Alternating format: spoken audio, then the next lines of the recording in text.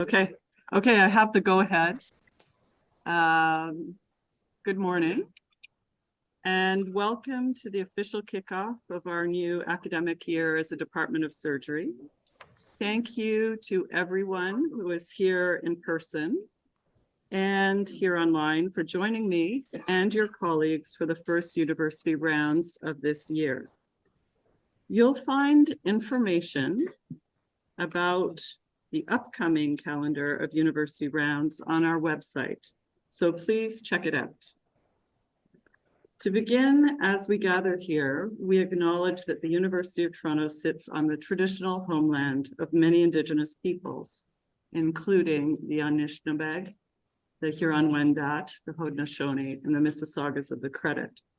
We are privileged to work, learn, and live on this land together with the many Indigenous people who today make it their home. Last year, I dedicated the annual address to a recognition of the struggles with mental health and challenges to wellness that for many of us were exacerbated by the pandemic. While sources of stress and distress and irritation continue to plague us, this past year has felt, for most, like a gradual but steadily building renaissance. And just in case you don't know, that is Beyonce's Renaissance tour. I won't tell you what Zahar thought I was showing. This morning, I will be highlighting the activities, events, and achievements that you as faculty members of the Department of Surgery have participated in and made happen over the past year. To me, it finally feels like we're back. And again, this is Arnold Schwarzenegger, for those of you who perhaps were born after 1990. Ready to embrace the sense of purpose we felt when we originally decided to become academic surgeons. Ready to discover and deliver optimal surgical care, and ready to develop while helping our colleagues and learners to in turn develop their own individual full potential. But more of that later from our speakers. First, let me acknowledge that our department's leaders, contributors, and staff, the people who make it all possible, are here amongst us today and at home, and we would like to express our gratitude. We are guided by a stellar executive leadership team. Ori Rothstein, my associate chair, Najma Ahmed, the Vice Chair of Education, Michael Failings, Vice Chair Research, Avery Nathans, who chairs our Departmental Appointments Committee, Robin Richards, Vice Chair Clinical, Shaf Kashavji, Vice Chair Innovation, and our new Vice Chairs, Sarah Ward, Vice Chair Quality, Tom Forbes, Finance and Advancement, and Stan Hamstra, who's here this morning, Vice Chair of Clinical Teaching. Rounding out our central leadership team are Moji Hodai and Jory Simpson, Directors of Postgrad and Undergrad Education, respectively. Laura Snell and Najib Safadine, Co-Directors of Equity, Diversity, Inclusion, Indigeneity, and Accessibility. I'll call that EDDIAA from now on. Giuseppe Papia, Wellness Lead. Anna Dare, Global Surgery Lead. Jas Jahal, Entrepreneurship Lead. Pearl Bogosh, who's also here, Chair of our Promotions Committee, and Effie Orden, the Associate Director of Development at Temerty Faculty of Medicine. Our University Department of Surgery staff also function as a brilliant team of dedicated professionals. Thank you to Nancy Kondo, Business Manager, Sylvia Perry, Executive Administrator, Joanna Giddens, Coordinator for Strategic Initiatives, Sahar Gandar, Communications Officer. And I'll just pause to say a special thanks to Sahar because she spent about the last 96 hours working on today's presentation.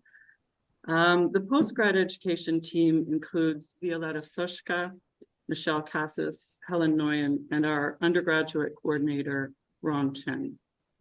There are several new faces in important roles this year. Renata Musa, Research Coordinator, Rahanuma Rahman, Human Resources, Kristen Parsonson, Finance, and Chriselle Evangelista. Why don't you stand up, Chriselle?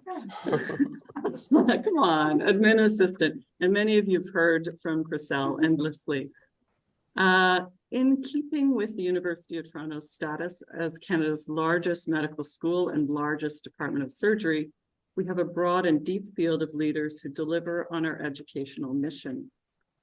Our postgrad education team, led by Moji, includes all of the Royal College accredited program directors in addition to our university staff members. New initiatives over the past year included a program director's retreat and the formation of a resident council. The undergraduate education team, led by Jory Simpson, includes leads from each of the clinical divisions and coordinators from each of the teaching academies. Curriculum renewal and overhaul of the clerkship exam and earlier engagement of learners have been recent priorities. I also want to acknowledge the efforts of Mark Wheatcroft, Program Director for Surgical Foundations, Oleg Safir, Director of the Surgical Skills Center, Melinda Musgrave, Director of Evaluations, Ralph George, CPD Director, and Robin Richards, who continues his highly valued work as Chair of the Internal Evaluations and Awards Committees.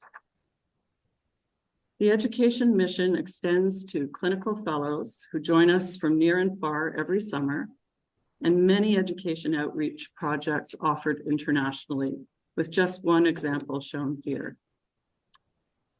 Now, the state of clinical teaching in our department was one of the three big topics we discussed at our recent strategic retreat.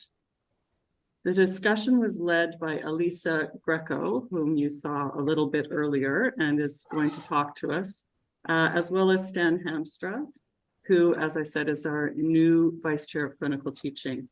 And they're going to give us a brief overview of the main issues and potential action items that came out of the discussion at the retreat. So I'm going to show the first slide for you, Elisa. Great. Thank you so much, Dr. Swallow, for having me. And I apologize for not being there in person. I'm actually in Quebec City at the Canadian Society of Vascular Surgery meeting. And thank you to everyone who attended the retreat and our workshop, because we did have three key themes that we wanted to talk about. We wanted to add the value back in for the teacher for teaching. We wanted to support our teachers, and we want to motivate our teachers. And maybe we'll have the next slide. We'll go into a little bit about that. We highlighted some of the main ideas that came from the workshop. We had a lot of really great ideas. We wanted to try to focus on ones that we thought we can operationalize and achieve, in addition to ones that were maybe highlighted more than once, because they obviously are a common thread between all of us. So we really heard you guys when you said time is important. How we value that time is also important, and that's something that we're going to have to come up with, how we're going to show you that we do value the time that everyone puts into the preparation and delivery of the teaching.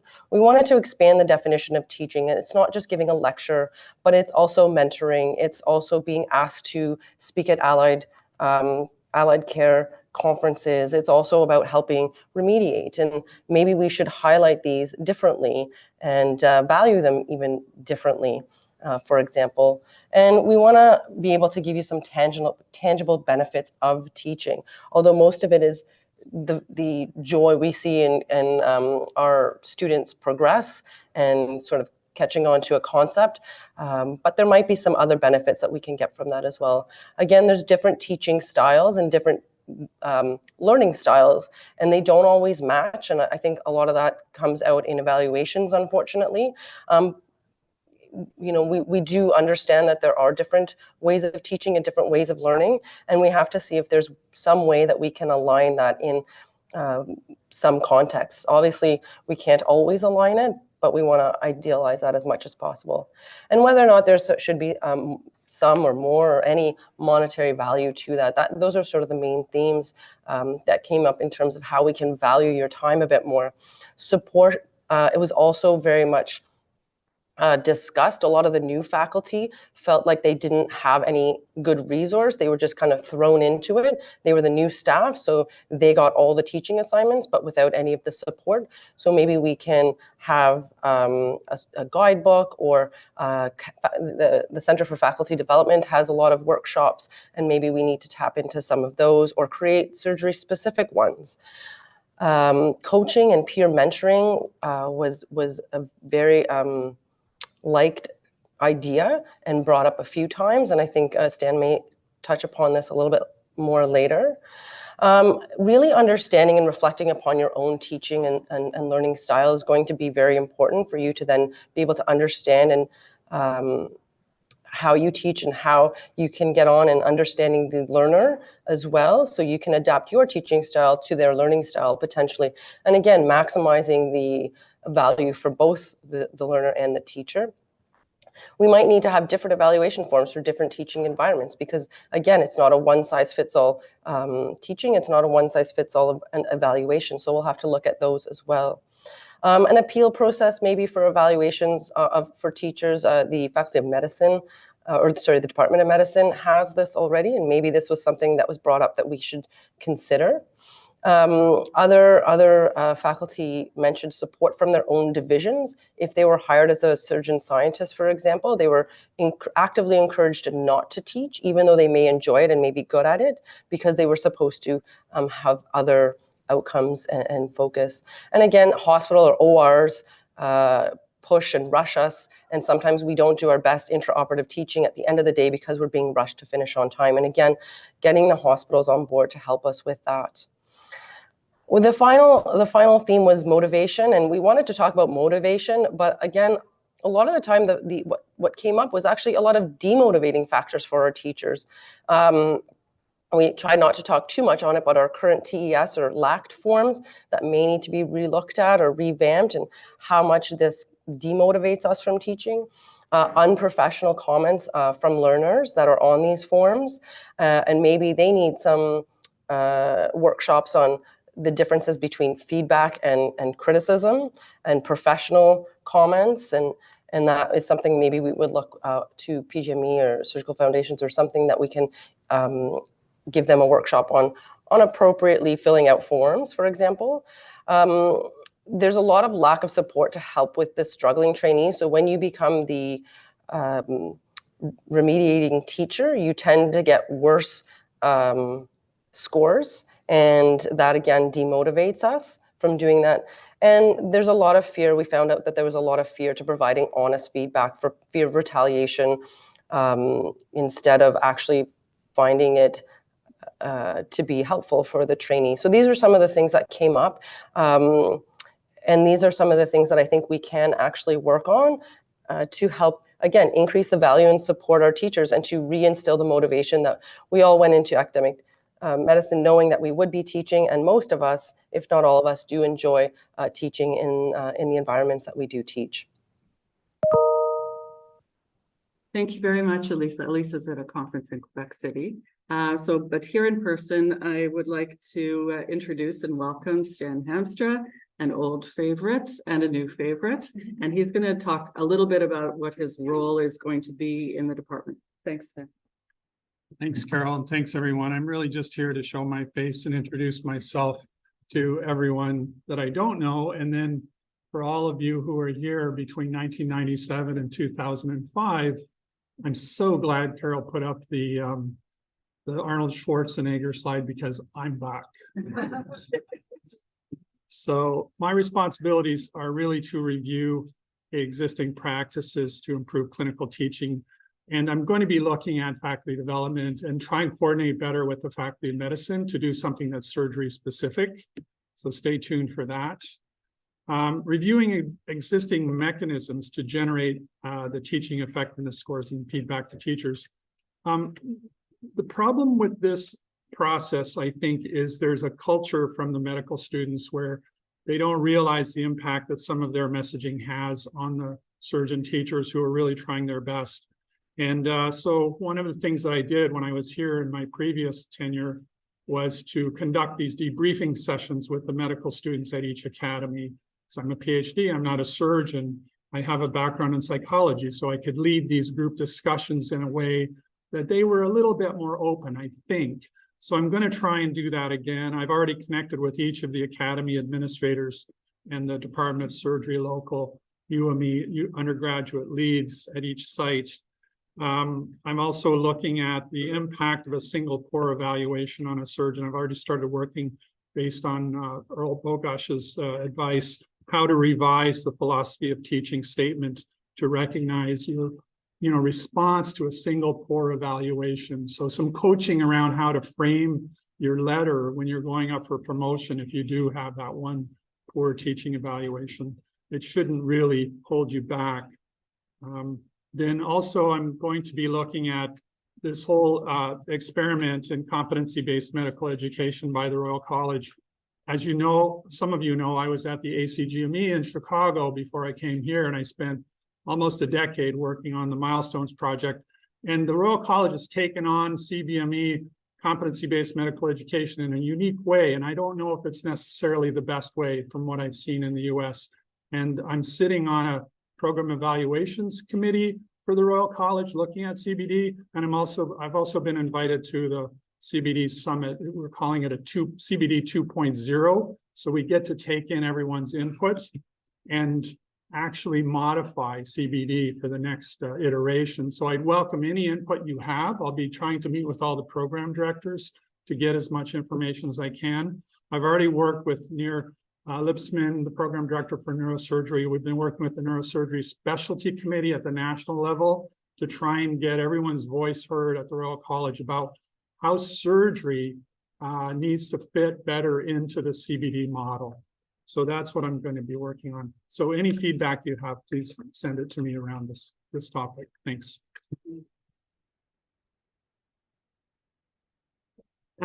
Thank you very much, Stan. Thank you for coming back and for helping us. So the department's research committee members, who you see here, have been hard at work throughout the year, creating and coordinating research opportunities for our learners. The Ben Ullman lecture, delivered by Professor Jacques Maresco, addressed the integration of AI into surgery. Galley Day built further on that theme, drawing our community back to an in-person day of amazing science. The Galley Bateman SSTP Resident Awards went to Sneha Raju, Nebras Warsi, Amin Mazin, Armin Malhotra, Asha Bedinan, and Mona Sagaf. And congratulations to all of their supervisors as well. Recipients of the McMurray Oral Presentation Awards were Hilary Leah, Hyojin Sun, Jennifer Dorsey, and Julia Nomikos, with the supervisors listed there. It's also been a busy year for our wellness group, led by Giuseppe Papia. We started by hosting a viewing party that explored the blurred lines between career advancement and self-destruction, kicked off by Carrie Cunningham's self-revealing AAS presidential address, which was actually forwarded to me by no fewer than 56 of my faculty members.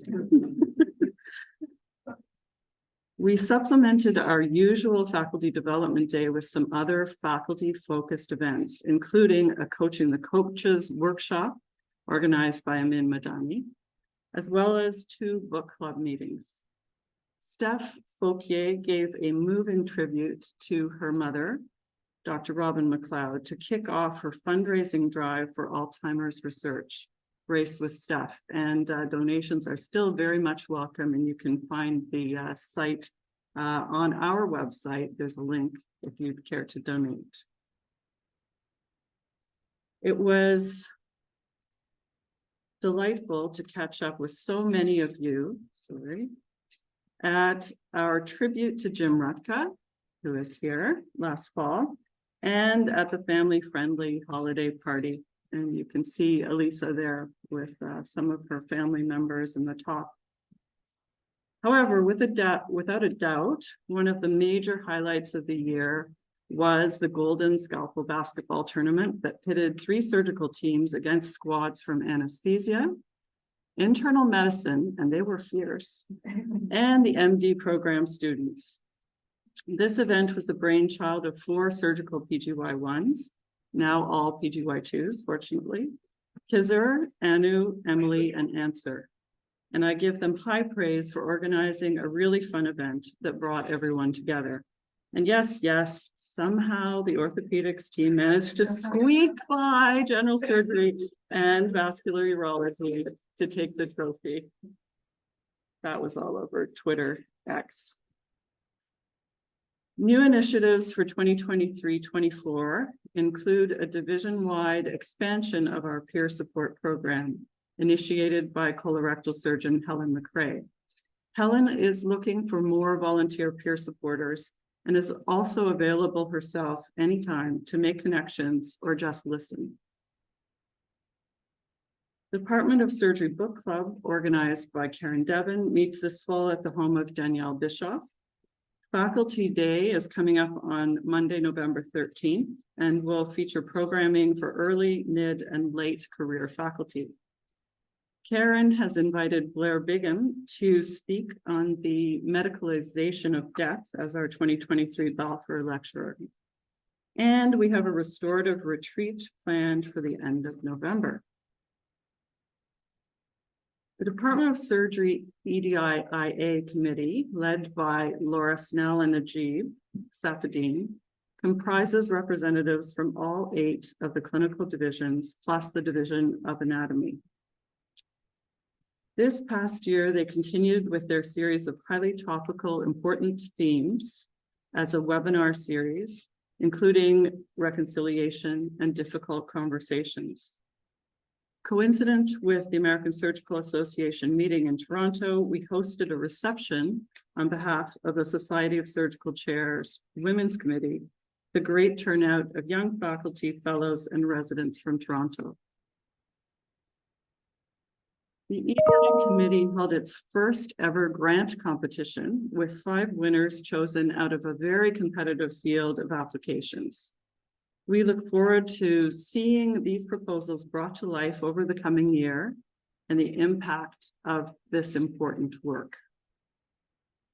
Speaking of important work, a shout out to the Upsurge program. I think Sav is here somewhere. There he is in the back. That brings together medical students from groups that are underrepresented in surgery with mentors who can help guide them and serve as role models. Please contact Betty or Adum if you want to join the team. Many of our faculty are involved in individual global outreach projects. Anna Dare has recently accepted the challenge of coordinating their efforts and creating more global surgery research opportunities for research trainees. The hybrid Bethune Roundtable, held in Toronto this year and organized by Anna with Andrew Howard, was a resounding success in highlighting the challenges of sustainability in global surgery and celebrating the scholarly accomplishments of our amazing Prakash Fellows and their mentors. We recently formally established an Innovation and Entrepreneurship Committee under the leadership of Jas Chahal. Their big event this past year was a startup pitch competition won by medical student Sonia Igboanugo. We are currently in talks to partner with Stanford to establish a biodesign fellowship here in Toronto, so watch this space. I want to acknowledge our university division chairs for their extraordinary commitment and strong support over this past year. Mitch Brown has done an excellent job as the interim chair of plastic, reconstructive, and aesthetic surgery. And we will be actively searching for a permanent chair this winter. Don't worry, Mitch. Each of the divisions has its own infrastructure, and I just want to show you the names of the leaders and support staff who serve their colleagues and learners for each division. Starting with anatomy. Continuing with cardiac surgery. General surgery. Welcome to Sean Cleary over there. Great to have you back in Toronto, Sean. Neurosurgery. Orthopedic surgery, the most organized. Thank you, Peter. Plastic and reconstructive and aesthetic surgery.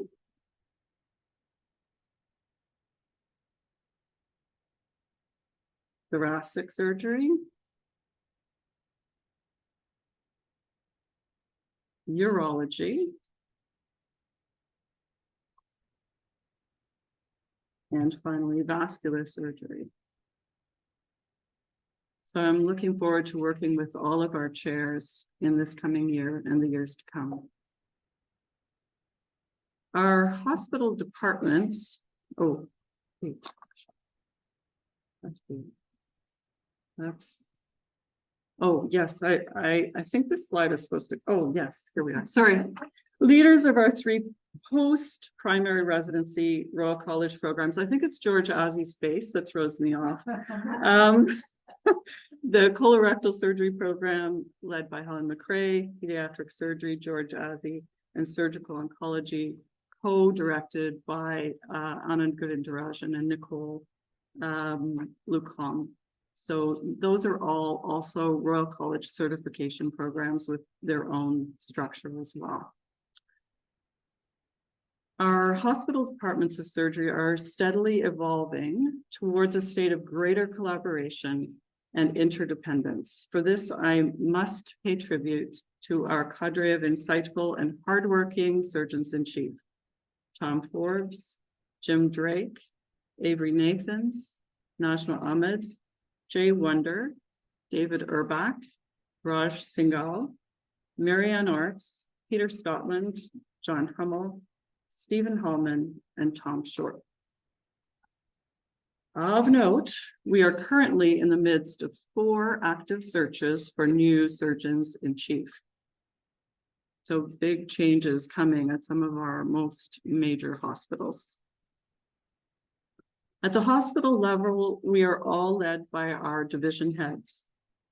This is a level at which our academic achievements and productivity are most closely appreciated, and of which oversight of our practice plans takes place. More on that to come when we hear from the rest of the speakers. We've had a post-pandemic surge in new faculty appointments over the past year, and it's very exciting to see this crop of talented academic surgeons begin, or in some cases continue, their brilliant careers. We welcome Barbara Jemek, David Lim, Alexi Millman, Chris Nielsen, Dave Zaley, Mercedes Pilkington, Sugant Subaya, Elliot Wakeham, David Wallace, Rodrigo Romao, Casper Wong, Sean Cleary, Joe Pipisale, back in Toronto, Anna Dare, Farshad Nasiri, Andres Fexo, Aaron Sadler, Shannon Stogren, Sophocles Voineskos, Mohammed Reza Razai, Shahin Kayum, David Parente, Steve McLaughlin, Kristen McAlpine, Adil Ali, Nicole Golda, Jeff Spodek, Stanley Yap, and scientists Andrew Sage and Gavin Wilson. Jim, do you think you've ever gone through a year with any new appointments? Yeah, it's just amazing. The continuing appointment review conducted 3 to 4 years after an academic surgeon's initial appointment is our equivalent of tenure review. This past year, we had 12 faculty members pass their CAR. Yana Dengler, Laura Donahoe, Jeremy LaRouche, Blake Murphy, Ashley Nadler, Trevor Reichman, Chris Witu, David Barron, Kim Choi, Harman Chowdhury, Raman Mundi, and Ashish Kumar. And there was much rejoicing by those who lead and mentor them, because their success reflects the strength of the academic environment in which they are working. So congratulations also to their leaders and mentors. The next big milestone is, of course, senior academic promotion. Potential promotees go through a lengthy and rigorous process of review and preparation by our Department of Surgery Promotions Committee, led by Earl Bogosh, followed by an even more rigorous review at the Decanal Committee. Congratulations to the following who were promoted to Associate Professor this past spring: Amit Atri, Heather Baltzer, Sami Chadi, Anthony DeBuck, Charles Demestral, Barbara Haas, Catherine Howe, Michael Orden, and John Young. And heartfelt congratulations for your promotion to full professor to Osami Honjo, Girish Kulkarni, and Kathy Sassi. Very well done. Several of our faculty members recently informed us of their retirement. Thank you for your service to Mahmoud Fazal, Ron Kadama, Peter Chu, Herb von Schroeder, Jeff Fernie, and Simon Yu. There may be a few of you out there who haven't told us that you've retired. We would like to hear from you just to set the record straight and maybe stop bothering you. Most of you know that we lost 3 greats of Canadian academic surgery this past year. Farewell to Ron Tasker, Wayne Johnson, and Sharif Hanna. Their legacies live on in those they trained and helped. So to begin my rapid review of faculty achievement in our department, I again congratulate all of the winners of our annual Galley Day Awards. David Gomez and Peter Dirks, who won the Research Awards, Galaray Zadeh for the Mentorship of SSTP Awards, Siva Haikel and Anna Dare, Fahima Dosa and Farshad Nasiri, Josephine Dabondanza, for teaching Yona Krakowski and Diane Nam, as well as Elisa Greco, and the Bryce Taylor Mentorship Award to Joan Lipa, and the Lavina Lickley Lifetime Achievement Award to Hugh Scully. Thank you to everyone who sent in their list of academic and professional achievements.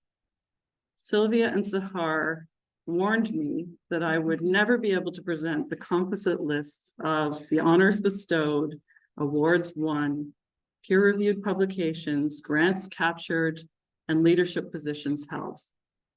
I really wanted to give everyone credit for their scholarly work, which defines us as an academic community.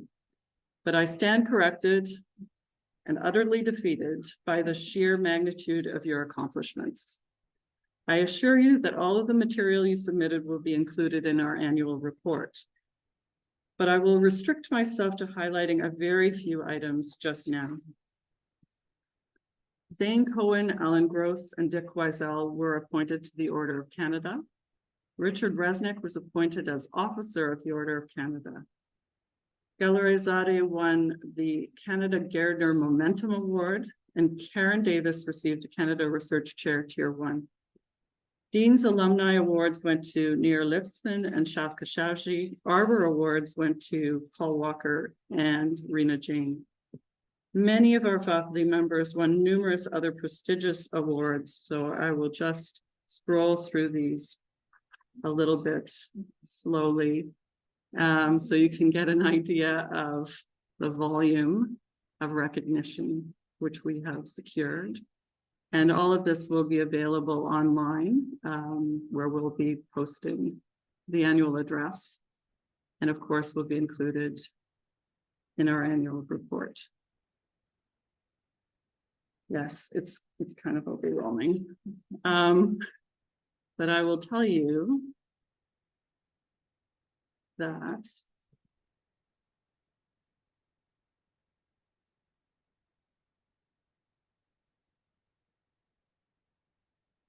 Variety, Dr. Zadeh gets her own special page. She not only received the Gairdner Momentum Award, but also was featured on the cover of Nature Medicine in June 2023, together with her mentee and our new faculty member, Farshad Nasiri. The number of peer-reviewed grants awarded to our faculty members in the past year is astounding.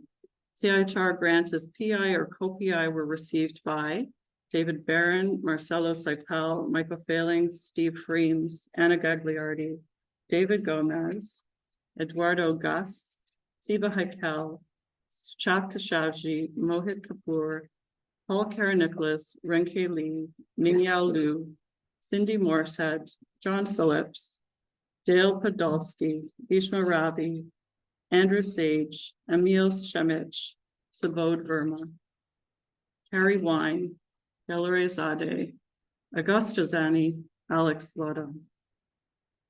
Numerous faculty members were co-applicants on successful CIHR grants.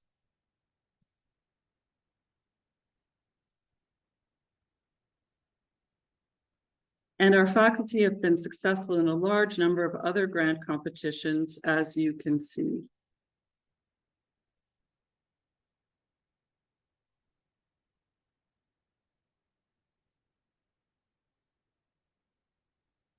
We got Michael Failings grants last night. So Sahar, good work.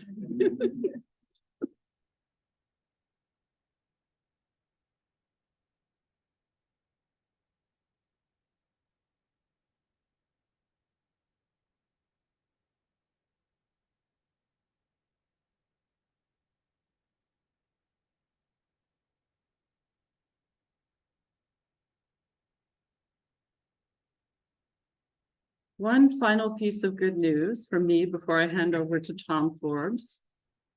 Our Department of Surgery advancement efforts have yielded an unprecedented level of support from donors and benefactors this year, totaling $24 million. Effie Orden and Dorina Landa deserve our gratitude for their stellar efforts. Many large new gifts have come in over this past year, and I indicate here the faculty members who've been pivotal in working with the donors or in donating themselves. We are so grateful to you. And with that, I'm going to turn it over to Tom Forbes, who's going to talk about our strategic planning exercise for next year and introduce the other speakers. Tom, are you there? I am, Carol. I hope you can hear me. Yes, we can hear you fine. Thank you. Perfect. Great. No, thanks, Dr. Swallow, and I apologize for not being there in person today. This annual address really marks the start of the academic year, other than the traditional sort of July 1, and it's always inspiring and I think humbling for all of us to hear about the productivity of our fellow members of this world-leading Department of Surgery. So I really appreciate the information that Dr. Swallow just shared with us. So one of the tools that we have, and really the infrastructure that we have that really can promote some of this academic productivity and excellence in research, education, innovation, is the framework that a strategic plan can offer. And I know we've all been through strategic plan exercises, some of which have been very fruitful and productive, others that have resulted in maybe a large document that has landed on your desk and is now sitting under a lot of other large documents. The status, and I'm just going to ask whoever's controlling the slides to advance the slides, but you can go back to the previous slide. Thank you. So as you know, there was a strategic plan update, which was quite fulsome, led by Dr. Rutka and Joanna Giddens and others, that really gave us a North Star during 2018 and 2023. And Dr. Rutka, I love the shout out to vascular surgery, the AAA. It doesn't, I know in this case, it doesn't sound like abdominal aortic aneurysm. It stands for Aspire, Advance, and Achieve. And I know a lot of thought went into the title of that strategic plan, but it really captured the flavor of what we try to accomplish. So as Carol became the chair of the Department of Surgery, there were multiple discussions as to which directions we should go. And she and other departmental leadership really felt that it was time that we might revisit some of the infrastructure that really guides what we can do as academic surgeons. And many of you invested your time and joined us back in June. Next slide, please. Where we did a little bit of a mini retreat or a little refresh, little discussion section on a number of issues. And those were practice plan renewal, academic roles, values as it pertains to practice plans, academic points, and teaching. You've already heard Elisa and Stan speak about some of the findings from the forum on teaching. And this is going to guide us moving forward as we try to reform and modernize the teaching infrastructure within the Department of Surgery at the University of Toronto. Practice plans, and we all have a love-hate relationship with our practice plans. All of us that are fully affiliated medical centers have to be a member of a fully conforming practice plan to maintain our hospital and our university appointments. But what we're reminded of that as a department, we're given a fair bit of leeway as to how we define a conforming practice plan. From the Faculty of Medicine, it does require some support of academic productivity, but support for other issues are up to our prerogative.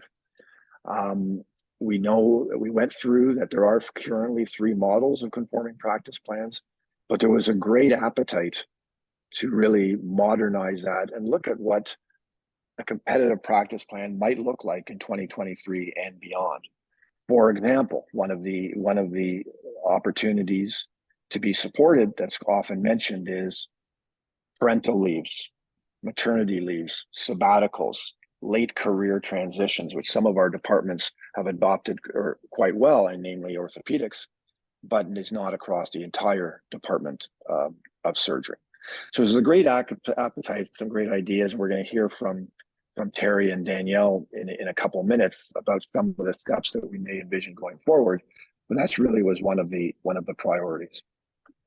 Academic points. I mean, it gets back to another love-hate relationship with academic points. And we just heard some of the challenges of some of the points that are achieved through evaluation of teaching. When we talk about academic points, it gets to the crux of the matter of what do we value, how do we measure it, and then how do we reward it or support it through our practice plans. But also with academic points, we have to remember that old quote that not everything that counts can be counted, and not everything that can be counted actually counts. So the academic point structure really needs a revisit, such that we can really support and measure those contributions that we value, and then linking them with practice plans such that they are rewarded and supported. Teaching is for the surgeon teachers in the room. We know it's somewhat of a difficult pathway to promotion and academic productivity, but we have outstanding teachers in the Department of Surgery at the University of Toronto. And really, this is one of the missions that we really get into academic surgery in the first place, right? It's research, it's teaching, and it's clinical excellence. And you've heard from Stan and Elisa about some of the exciting initiatives where there's a lot of innovation going on in teaching and the evaluation of teaching in the clinical sphere, and specifically in surgery. So as we go forward, what we're hoping to do is there's going to be major changes to the Hamstra Faculty of Medicine. Dean Young has been elevated to an additional position at the University of Toronto, and we have an interim dean in place. The new search for the new dean is beginning, and will have its timeline. And undoubtedly, the new dean will strike a strategic plan exercise for the Faculty of Medicine, which will align with the university's strategic plan. It'll then be the obligation of all the departments, including the Department of Surgery, to align with the Faculty of Medicine. But we don't want to wait, being surgeons, we don't want to wait till the Faculty of Medicine has their strategic plan. We want to get going on some of these initiatives with the assurance that revising practice plans, academic points, teaching, and all that infrastructure to support our academic work is certainly going to align with the Faculty of Medicine's strategic plan. So I don't want to prejudge what the next title of the Department of Surgery strategic plan is going to be. Just next slide, please. I'll just maybe say it's time to, rather than aspire, it's time to perspire. It's time to roll up our sleeves and do some work and really take advantage of some of the momentum that we saw in January and the ideas that came from our faculty members with respect to these 3 levels and beyond, and really look to see how we can modernize the infrastructure and the nuts and bolts of what allow us to do it at what we do at the University of Toronto.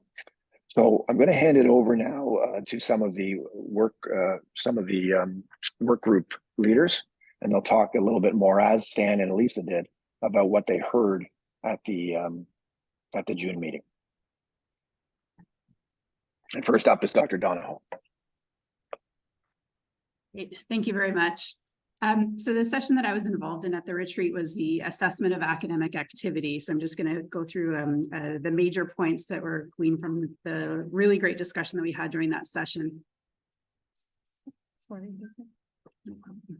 It's not So in discussing with many different representatives from many different divisions across the university, what we found was that the minority of divisions are actually using academic points at all as part of their practice plans, and very few are using them as they were initially intended, which was to determine fund redistribution within the division. The general sense was that these academic points don't serve the purpose that they were designed for. So the purpose initially, I think, was to promote academic productivity through funding support. So the more time you spend being productive academically, the more funds that get redistributed to you through your division.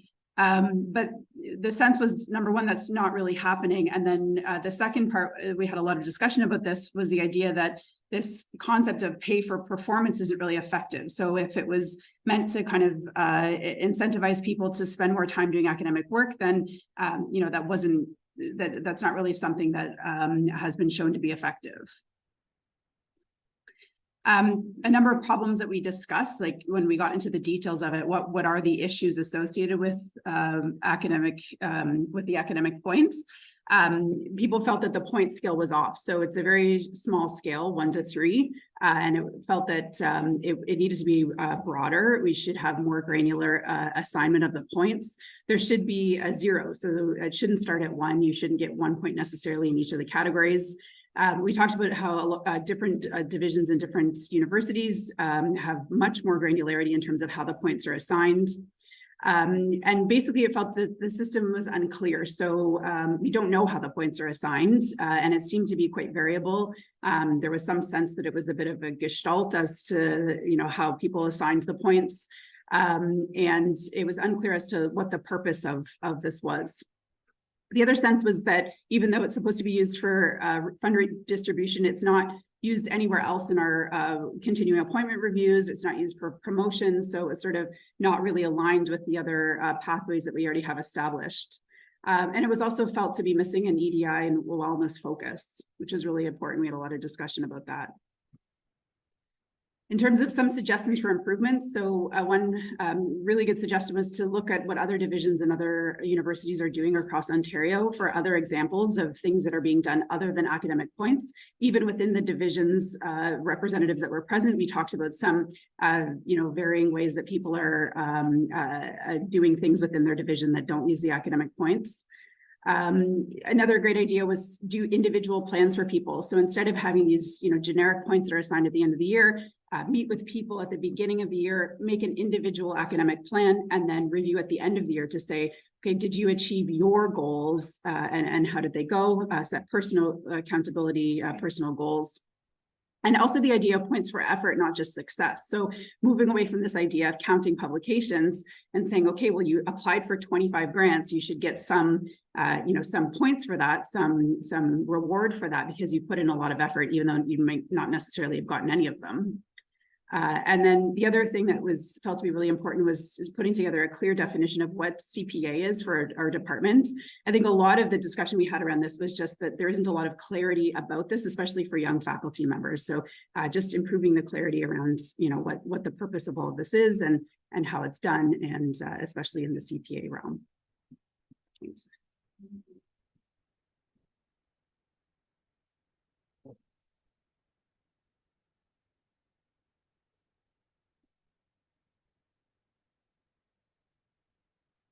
And now talking about practice plan renewal. Thank you to the two opposite ends of the spectrum, Terry Axelrod and Danielle Bischof. Danielle, you're first, I think. Terry's First, thanks. All right, do I need to tilt this up a bit? How's that?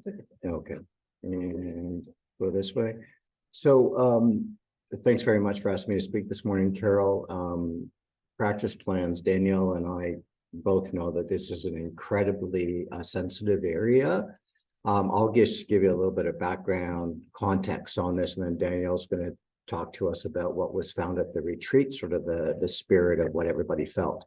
So it all started when Professor Rutka asked me, it was about maybe 2.5 years ago, to look at the practice plans across our department, because there was a sense that there was a lot of variety and a lot of variability in terms of adherence to the classic models of what an acceptable practice plan was to the Department of Surgery.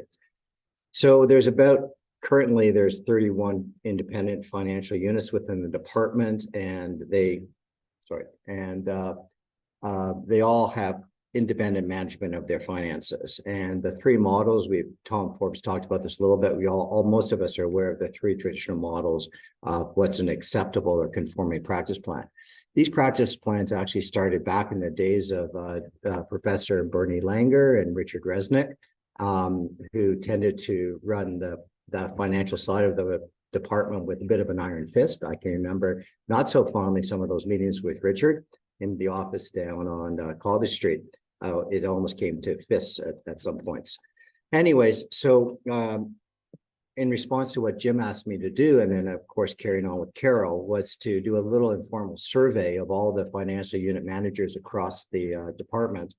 I just sent a confidential email just for me, didn't get copied to anybody, responses weren't copied to anybody, just to ask whether or not people actually adhere to a practice plan, one of the three models, and if they did, how closely did they adhere to it, and what might be a better way of doing things.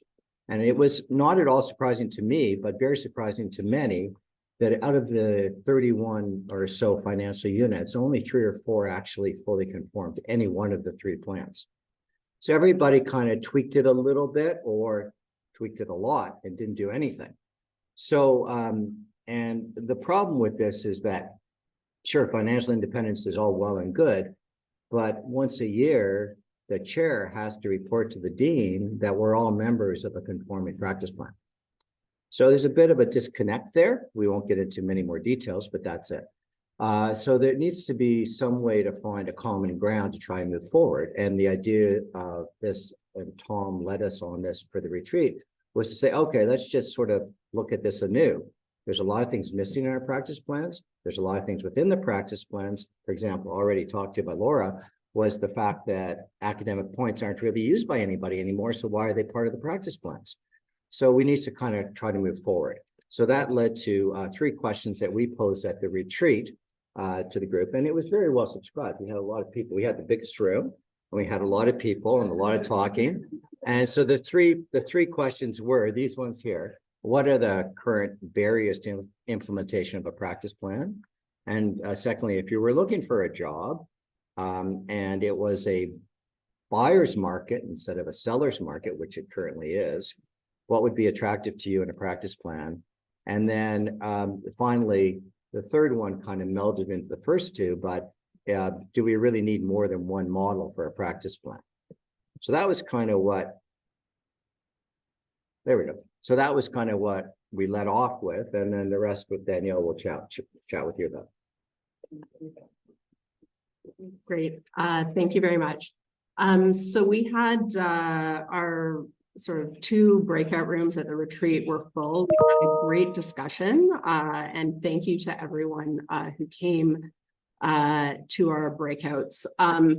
On the whole, faculty who were in this session were generally unhappy with the current practice plans, with the exception of faculty who were in a full AFP. And that was really the minority of faculty at least in terms of the people who were at the breakout sessions. Participants felt that the use of clinical income, largely fee-for-service dollars, to support the academic mission of the Department of Surgery, so to support teaching, research, as well as administrative roles to some degree, is fundamentally flawed. People felt very strongly that as a Department of Surgery, we should be looking to other sources of income to support the academic mission of the Department of Surgery. Suggestions for sources included hospital foundations, hospital research institutes, the university, and I will move on from there. Other themes were that the Department of Surgery should have a set of guiding principles that outline like the items that each practice plan should include. There was a recommendation from participants for a working group to come up with those items as well as the specifics surrounding each item. Considerations for inclusion included parental leave, medical leave, caregiver leave was also discussed, sabbaticals, disability leave, career transitions, and income replacement, I think, is the big thing people think of, but considerations also need to be made for clinical coverage during these leaves, who's paying overhead, the impact of the leave on the rest of the group, locum coverage, wellness issues related to these leaves. Other benefits that were felt to be attractive in a practice plan included pension, disability insurance, extended health coverage, and dental coverage. And these things were felt to be beneficial for existing faculty, as well as would be very helpful in terms of recruitment for new faculty. We definitely heard from the group in that there was sort of a feeling that everyone's group was individualized, and people really emphasized that flexibility for individual practice plans was needed. Sort of reasons for this are that the existing plans vary significantly based on group size, specialty mix, heterogeneity of practices, how many surgeon scientists versus investigators versus teachers are in a group, as well as the sources of income for the group and group phenotype. Nobody liked the idea of top-down management or forced income sharing. And so those were the major themes. In terms of next steps for practice plan renewal, Terry and I will be, I guess, forming a practice plan working group in conjunction with Tom Forbes. Please email us if you are interested in participating. I think this is an important issue for everyone in the department, and we would really, I think, all benefit from broad engagement here. Thank you.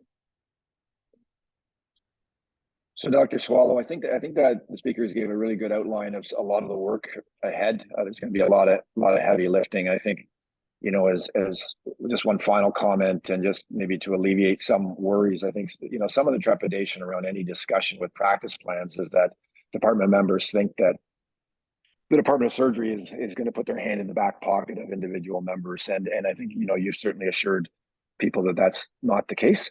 When we look at practice plan reform, we're envisioning a sort of a federal provincial model, such as the department, i.e. the feds, give a sort of a general terms of reference of what practice plans look like, and then the implementation and specifics of how it works within a individual clinical and academic environment within an individual division, and what tools are used is somewhat more flexible. So lots of work ahead, lots of opportunities for all department members to be engaged and contribute. But I think we can really push the needle on this over the coming year or so. Thanks very much, Tom. And thank you to all of the discussion group leaders, now, I guess, working group leaders. I think all 6 individuals have agreed, n'est-ce pas, to take on leadership of working groups. So we really want to hear from you. That's what this whole endeavor was about, listening to the faculty and their biggest concerns at the moment. So we want to know your priorities. We want to hear your views, and we want to stay current. So thank you all again for coming out today. I really appreciate your participation. If you have any updates at any time, please send them to Sahar. Thank you again, Sahar, for your stellar work. And have a great day, and see you back at the October rounds when we'll hear from the Lister and Peters Prize winners. Thank you.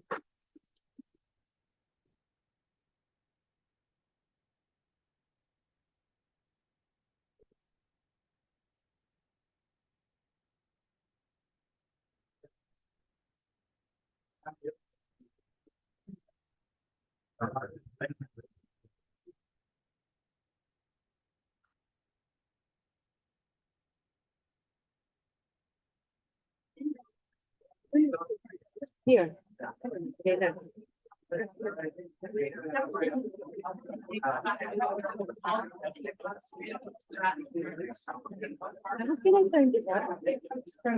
This one. Yeah. Let's do this. What is it? He said we don't have to worry about this. So we can just.